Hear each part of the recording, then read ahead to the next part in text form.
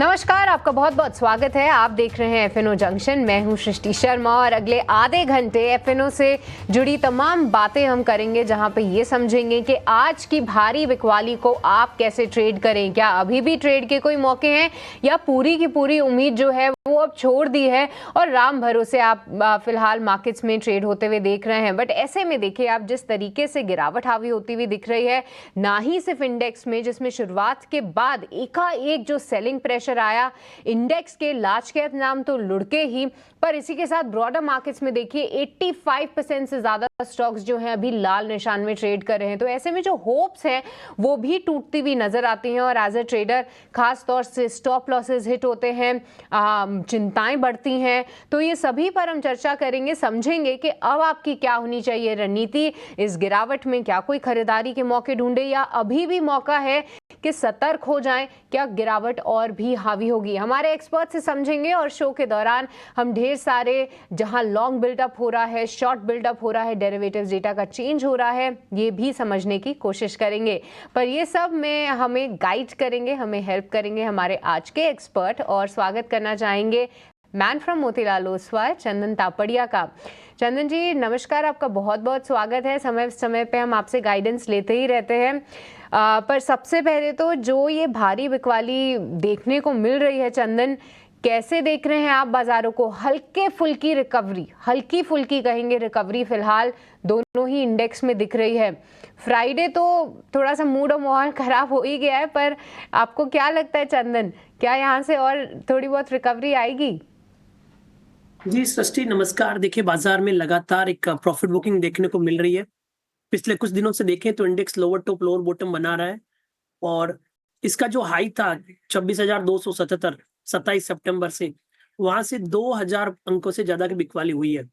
और मैं data study कर रहा था कि पिछले 4 सालों में इस तरह का पहली बार बिकवाली हुई है। इसके लिए यहाँ पे थोड़ा सा और ज्यादा कंसर्न है। ओवरऑल आप देखें तो इंडेक्स में वीकली चार्ट पे lower top lower bottom formation बन रहा है। कंसर्न ये है कि कोई भी बाउंस टिक नहीं पा रहा है। हमने पिछले लगभग 10-12 दिन में देखा कि की लेवल से बाउंस आते हैं, बट वो बाउंस टिक नहीं पाते और वापस बाजार में सेलिंग प्रेशर देखने को मिल जाता है। तो फिलहाल बाइंग को छोड़ के पहले तो ये जरूरी है कि बाजार सेलिंग को ऑब्जर्व करे और कहीं ना कहीं नीचे के लेवल पे सपोर्ट बनाए।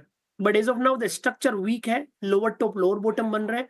हमारा मानना है कि जब तक 24,400 इंडेक्स नहीं निकालता है तब तक वीक स्ट्रक्चर कंटिन्यू रहेगा। नीचे में कहीं ना कहीं 24,000 से लेकर 23,750 तक के डाउन साइड बनने चाहिए। तो सृष्टि जब तक 24,400 नहीं निकलता है, ट्रेडर्स को यही एडवाइजेबल रहेगा कि आप लाइट रहिए या फिर सेल ऑन बाउंस के साथ में हल्का सा नेगेटिव बायस इस बाजार में कामकाज करें। दूसरा, एडवांस डिक्लाइन रेशियो की बात करें तो एडवांस डिक्लाइन रेशियो भी नेगेटिव है। कुछ चुनिंदा आईटी कंपनीज को छोड़ के बाकी सारे के सारे सेक्टर है वहां पे अंडर परफॉर्मेंस देखने को मिल रहा है। इसके लिए सेल ऑन बाउंस की रणनीति रहेगी 24,400 के हर्डल के साथ। ठीक है, सेल ऑन बाउंस की रणनीति आप यहाँ पर अपनाइए। 24,401 ये स्तर है जिसको आपको क्रूशली वॉच करना है। 2 दिन पहले जब ये स्तर टूटा तो हम सभी ने हाईलाइट भी किया था, क्योंकि एक अहम सपोर्ट लेवल था। उसको तोड़ने के बाद देखिए बाजार में रुकावट के कोई भी फिलहाल संकेत नहीं है। बट अब जो ये वीकनेस है वो 23,750 तक भी जा सकती है। तो ऐसे में जो भी उछाल आए वहां पे अपने लॉन्ग ट्रेड से निकलने की कोशिश करें और जो भी नए ट्रेड्स आप ढूंढें वो ऊपरी स्तरों पे कहां शॉर्ट ले सकते हैं, कहां और वीकनेस गहरा सकती है, ये रणनीति आपको अपनानी चाहिए। पर घबराइए मत, ये सभी में हम आपकी मदद जरूर करेंगे। और चंदन भी हमारे साथ जुड़े हुए हैं। पर चंदन, निफ्टी 50 पे नजरिया समझा, निफ्टी बैंक पे क्या व्यू है आपका? देखिए, बैंक निफ्टी की बात करें तो बैंक निफ्टी पिछले लगभग 10-12 दिनों से बार बार 51,000 के लेवल को होल्ड कर रहा था और कहीं ना कहीं निफ्टी की गिरावट के बावजूद भी अपने आप को थोड़ा सा डिप्स पे बाइंग के मौके बता रहा था। बट अब जिस हिसाब से 51,000 के नीचे ये होल्ड कर रहा है, यहाँ पे वीकनेस बनेगी। इमीडिएट जो बाउंस का स्ट्रक्चर है वो यहाँ पे वीक हो चुका है। वीकली चार्ट पे भी देखें एक स्ट्रॉन्ग बेरिश कैंडल बना है।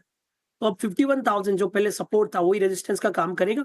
नीचे में 50,000 और 49,650 जो एक मेजर लो के सपोर्ट थे मिड ऑफ द अगस्त, वहां तक के लेवल बैंक निफ्टी वापस रीटेस्ट कर सकता है।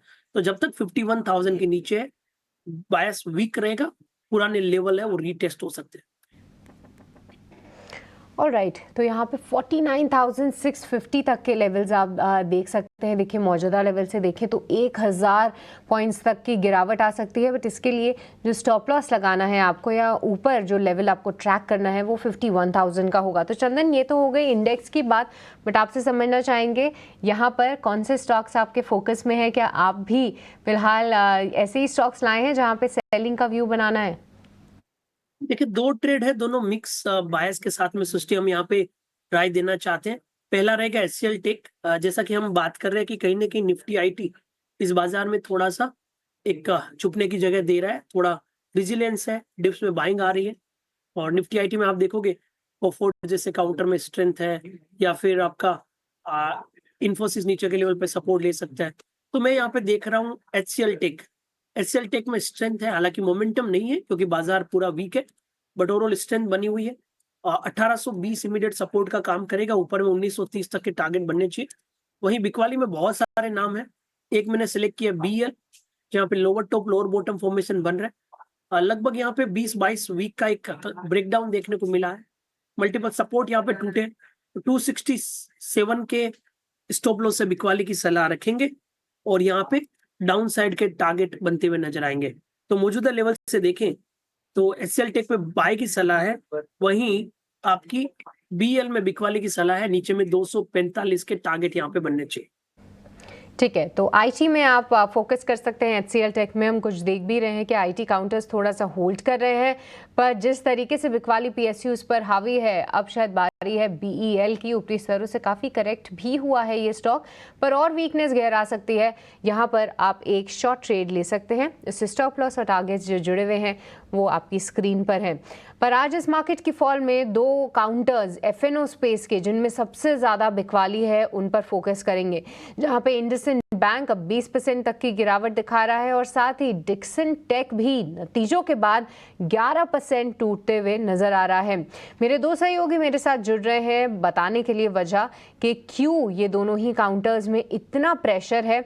तो आइए जोड़ते हैं हमारे दोनों ही कलीग्स को। सबसे पहले अभिषेक के पास चलना चाहेंगे, जो कि हमें बताएंगे कि क्यों डिक्सन टेक में बिकवाली हावी है। अभिषेक, नतीजे तो ठीक ठाक आए थे, बट ऐसा क्या निकला जिससे 11% का कट है यहाँ पे?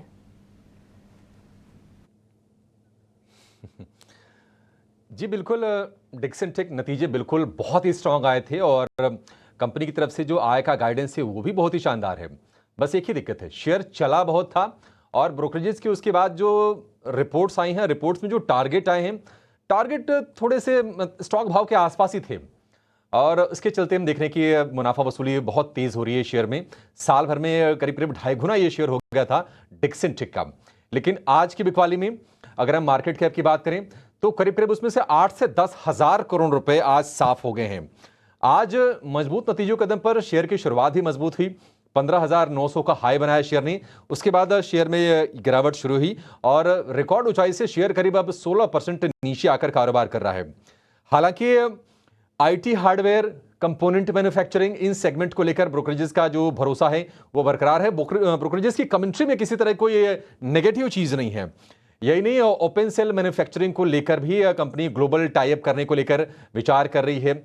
आप जानते ही आपके ईएमएस यानी कि इलेक्ट्रॉनिक मैन्युफैक्चरिंग की ये दिग्गज कंपनी है और इस साल की बात करें एचपी इंडिया के साथ इन्होंने करार किया, दासू सिस्टम के साथ करार किया, एचकेसी के साथ करार किया, तो कई ग्लोबल टाइप्स किए हैं। नतीजे बिल्कुल कोई दिक्कत की बात नहीं थी, अच्छे नतीजे आए थे। लेकिन जो इन्वेस्टर का जो टारगेट है 15,900 का है और आज 15,900 का ही हाई भी बनाया है शेयर ने। नुआमा की बात करें, होल्ड की रेटिंग है 16,100 के टारगेट के लिए और मोतीलाल ओसवाल के थोड़े से ऊपर के टारगेट है 17,500 रुपए के टारगेट। अगर हम गाइडेंस की बात करें तो FY24 का जो आय गाइडेंस है उसको बढ़ाकर कंपनी ने कर दिया है 40,000 करोड़ रुपए का। कंपनी ने जो पहले जो गाइडेंस दिया था वो दिया था 30 से 32,000 करोड़ रुपए का। यही नहीं, कंपनी को उम्मीद है कि अगले 18 महीने में मार्जिन बढ़ के हो जाएंगे 4.5% के ऊपर। अभी जो सितंबर तिमाही के नतीजे हैं इससे मार्जिन 4% से घट के 3.7% के आसपास है। एकमात्र ये थोड़ी सी नकारात्मक चीज रही नतीजों में। अदरवाइज आप देखेंगे Q2 मुनाफे में करीब 265% का उछाल, उसमें अदर इनकम का एक कंपोनेंट था 200 करोड़ रुपए के आसपास का। आय की बात करें 133% का उछाल, 11,534 करोड़ रुपए पर आय पहुंची है और इस साल अगर हम शेयर की बात करें तो आज तो 10-12% के आसपास से गिरावट दिख रही है, लेकिन महीने भर में नेट अब 6.5% की गिरावट है। 6 महीने में 64% की तेजी है। इस साल करीब 80-85% के आसपास की अगर हम FY 2024 में देखेंगे तो, और साल भर की बात करें 143% के रिटर्न कमा के डिक्सन टेक ने दिए हैं। लेकिन बड़े साइज का शेयर है और टारगेट सब नजदीक हैं ब्रोकरेज की तरफ से। शेयर चला बहुत है तो निवेशक एक राउंड की मुनाफा वसूली कर लेना चाहते हैं और वही मुनाफा वसूली के चलते आज हम शेयर में हम पिटाई होते हुए देख रहे हैं। करीब 11-12% नीचे ये कारोबार कर रहा है। राइट, बहुत बहुत शुक्रिया अभिषेक के विस्तार से बताने के लिए कि देखिए अच्छे नतीजों के बावजूद भी आप इतना बड़ा कट डिक्सन टेक में क्यों देख रहे हैं। और हम अपने दर्शकों के लिए लगातार ये भी हाईलाइट कर रहे थे कि देखिए मार्केट जिस जंक्चर पे खड़ा है, जिस तरीके के नतीजे आ रहे हैं, जितनी वॉलेटिलिटी है, ऐसे में जो रिजल्ट्स का रिएक्शन है वो बेहद ही शार्प है। क्योंकि कुछ दिनों पहले देखिए आप परसिस्टेंट कोफोर्ज के नंबर्स आए थे, किस तरीके का रिएक्शन था वहाँ पे, 11-12% की तेजी थी। इसके अलावा कुछ निराशाजनक नतीजों में बजाज ऑटो, आज इंडसइंड बैंक देख लीजिए, यहाँ पे मार्केट मौका तक नहीं दे रहा है जितने भी लॉन्ग ट्रेड्स हैं या जो इन्वेस्टर्स हैं उनको निकलने का।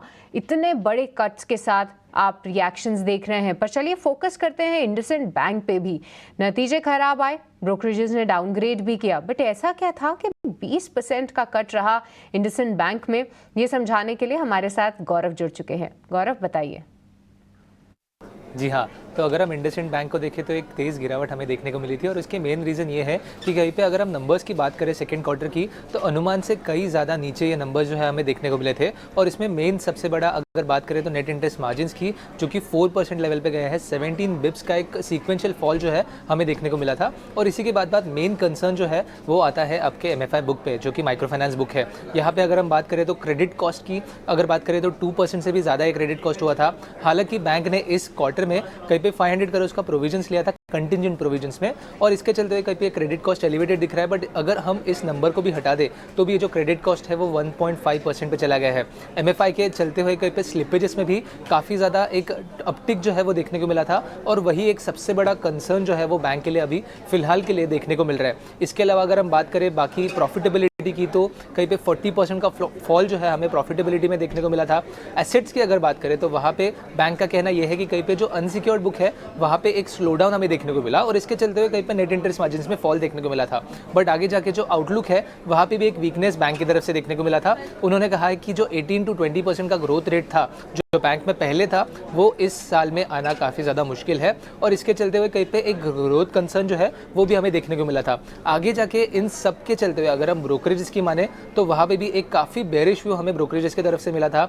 कहीं पे एक टारगेट प्राइस में कट हमें देखने को मिला था। जैसे अगर हम बात करें IIFL की तो वहाँ पे उन्होंने टारगेट प्राइस में कट किया है।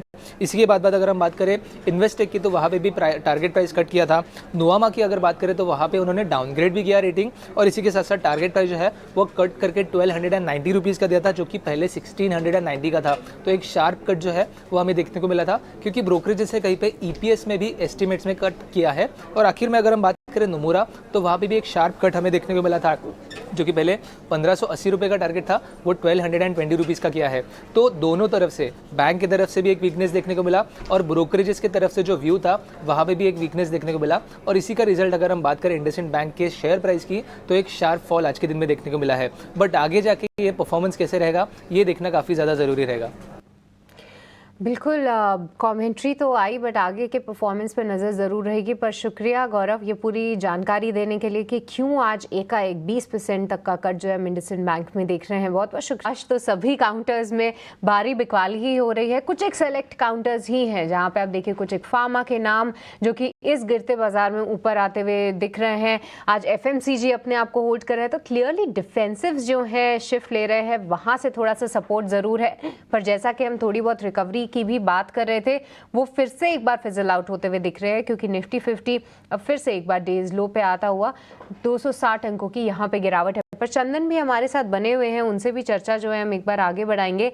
चंदन देखिए, ऐसे बाजार में वो काउंटर्स जहाँ पर कोई एक फ्रेश लॉन्ग बन रहा है वो ना पूछकर मैं आपसे शॉर्ट वाले कुछ ट्रेड समझना चाहूँगी कि क्या यहाँ पर अभी भी मौके हैं।